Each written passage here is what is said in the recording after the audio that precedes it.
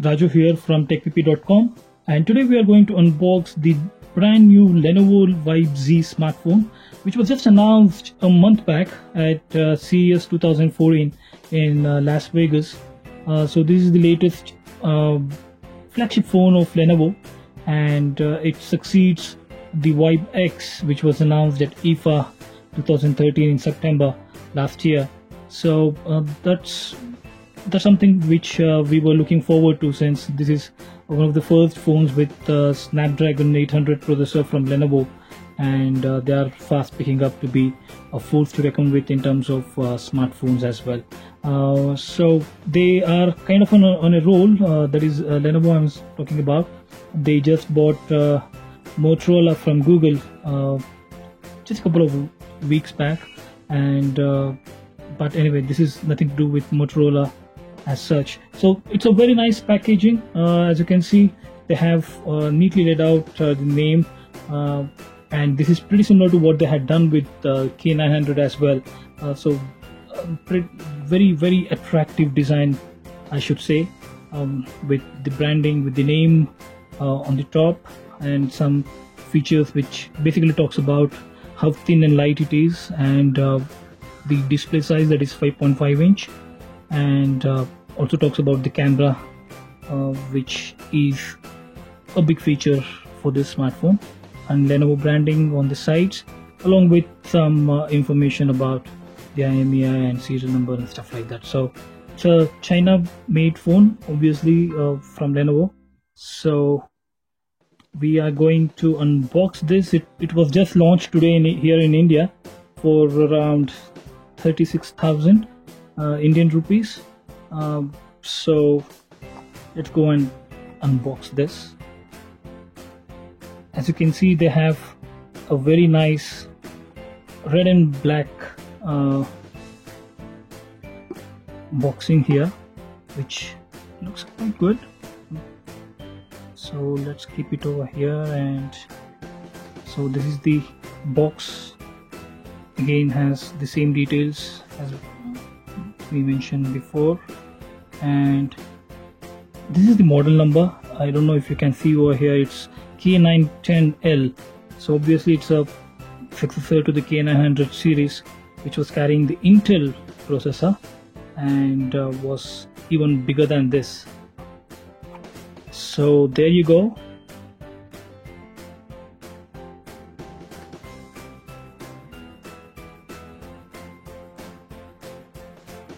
Here is how it looks. The phone looks pretty thin and light for this size. Anyway, we shall take a look at it a little later. What else is there in the box? I think this is more to do with the documentation part of it. Okay, so quick start guide, a product information guide, warranty information. Anything else? No. So this is about the documentation part. Let's keep that aside now. And what else do they have? Some neat stuff. They have the white headphones. Oh no, this is the data cable. So it's not like they're not trying to match the colors. Of course, the phone is silver, so I'm not sure. The actual phone comes in two colors. The other one is titanium black. So I'm not sure if they are trying to match the headset and data cable colors with for the white for the black version. I'm not too sure about it. This one. The charger, I'm not very sure whether it's a 2 amp charger or the usual 1.5 amperes. Let me check about that. It's a 1.5 ampere charger. So but with American US plug. Not sure why they are not having the Indian version of the plug when they are selling it in India. Anyway, so and this is the headset. So again, the white version, the extra earplugs, and looks decent. You need to check out how it actually sounds. It's a pretty neat design, and has the volume control and microphone over here. So this is about the contents of the box, nothing else. So very neat packaging, I must say, very premium stuff. They are pricing it at 36,000, which is somewhere around $580 US, so that's not too pricey, and but still it's their latest flagship, so we should expect this kind of neat packaging. So that's pretty nice. So there we go. We have all the things you would expect from a smartphone package. And so there is the phone. Before we start it up, let's just remove the cover. Okay, and this one has serial number and other things. So let's try to power it on. So while this powers on, you can just have a look at the hardware ports. It has a micro USB charging port at the bottom. On the right, there is a micro SIM slot.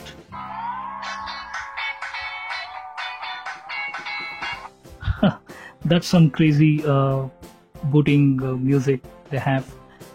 As far as I am told, one can go ahead and change this music, and can even disable it if you like it. And so okay, so we were talking about the ports. So micro SIM slot over here, and on the top there is a 3.5mm audio jack along with the power sleep button. On the left there is the volume rocker over here, and in the back we have a 13 megapixel camera along with dual LED flash and noise cancellation mic, I believe. And on the front we have the BOPs and the 5 megapixel front camera. So this is how it looks. It feels really light in hand. At around 140 grams, this is like really light considering it's a 5.5 inch smartphone. But somehow I feel that the power button over here, which it could have been on the sides, which would have made it really easy for those with not so big hands to go and access it every single time. It doesn't come with the knock-on feature like you would see on LG G2 or other phones. So every single time one would have to go here and reach out to the power sleep button to go and unlock. So this is how it looks. It looks very bright. The display, it's 5.5 inch full HD IPS display, and it has 401 pixel per inch, which looks really good at first look. I mean, we did power this on a little while back and did check few stuff over here, and it looks really good. The display, it's a nice one. The user interface, as you can see, we saw this in Vibe X also, where they are not providing an app drawer. Everything is there on the home screen itself, so one can just scroll around and can add as many apps and things right onto the home screen. So there is no limits to number of home screens. You can keep adding and adding new apps will come in sitting one of these drawers. So a lot of customization which has gone in here. It's not anything close to the stock Android. It's running Android 4.3 Jelly Bean, but obviously, as you can see, it's not anywhere close to how the stock Android is. It does come with a lot of custom apps. Lenovo is adding their own apps like Secure It, Sync It, Share It, Power Manager, and Theme Center and stuff like that. And they even have a lot of built-in apps like AccuWeather, CamCard, CamScanner, Kingsoft Office, Navigate 6, and a lot of other stuff. For this particular one, let's go and check like what is the storage part of it. Just a minute. So these are the capacitive screens, and the screen keys, I mean to say. Anyway, so about the storage. Okay, here we go. The storage, they have around 14.34 GB of user space, and we have close to 11 GB of usable space in those 14 GBs. And right now they are not bringing the 32 GB version, at least here in India. So there is the 16 GB standard version which they are introducing, and also they have the shortcut keys for a lot of stuff, which you should know that if you have used the Lenovo Vibe before, and they have a shortcut to this system settings, and so everything you can go ahead and customize a lot of stuff with Lenovo Vibe Z, which is kind of a good thing if you like to have complete control over your phone. Lenovo has done some nice stuff over there, and also for the themes and the audio profiles, there are a lot of options which I've added. You need to go and check how this fares. As I mentioned before, this is powered by the Qualcomm Snapdragon 800 processor, which is still one of the best processors with a lot of good stuff inside. And this particular smartphone is capable of rendering 4K video and playing without breaking a sweat. So other than that, the other specs include 13 megapixel autofocus camera with dual LED flash, and it comes with a 5 megapixel camera, and which should be of greater importance for those who like to take selfies. And it comes with 16 GB of built-in storage, out of which around 11 GB is available out of the box, and it has 2 GB of DDR2 RAM, and 3000 milliampere hours of battery. And Lenovo promises close to a day of heavy usage, so the juice should last enough for a day for most people, if not all. And it has up to 25 hours of talk time on 3G, that is. And it's a LTE phone, but it doesn't support the TD-LTE in India. So if you are in India, it just will work with 3G right now. But in Europe and a few other countries, it would still support the 4G LTE. Also, other things to note is that it has OTG support, so those who like to connect this to say a hard drive or keyboard or stuff like that, so they can go ahead and do that without rooting the phone. And other than that, it has the usual things like Bluetooth 4.0 and Wi-Fi 802.11 AC, which is the latest Wi-Fi standard. So that is something good, and something which I look forward to use and test it out over the next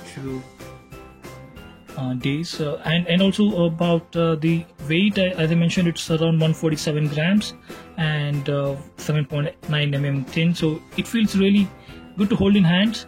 For some reason, Lenovo actually prefers this gray matte finish. This is not exactly matte, but still it's plastic, which can help with the fingerprints. There is no fingerprints as much as they use, which is kind of good, but some of they kind of like the gray version. Personally, I saw the titanium black and it looked really stunning as compared to the gray version, and has a fox steel finish at the bottom, also on the sides.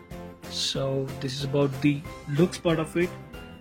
Just in case if you're wondering how big it actually feels in hand, this is pretty big at 5.5 inch, and the bezels are not too big like you would see on, say, something like Xperia Z1 or something, but it still is quite big to hold in hands. As I mentioned, the power sleep button, it's inaccessible for a single hand usage, but there are some customization in terms of software for keyboard and stuff which Lenovo has done. To give you a comparison, here is the LG G Flex. The phone is 6 inch but comes with a very narrow bezel, so this is how it would feel to hold a 6 inch phone, and this is a 5.5 inch phone, and as you can see, not too much of a difference in terms of the size, even though it's a half inch bigger phone. But yeah, so this is how it feels to hold. It's pretty thin as compared to, say, something like G Flex. Not the right comparison. Maybe I would have preferred to show you in comparison to, say, LG G2 or a Note 3 or a Samsung Galaxy S4, but we shall be doing that in our detailed review for that. Other than that, as I mentioned, the phone will be available in India by the end of this month, that is end of February 2014, and that before that, I think we should be having the review ready, and we should be able to go test this phone and see how well it performs. So this is an unboxing of Lenovo Vibe Z along with my first impressions. Stay tuned for the detailed review, which should be coming up in a week or so. So till then, see ya.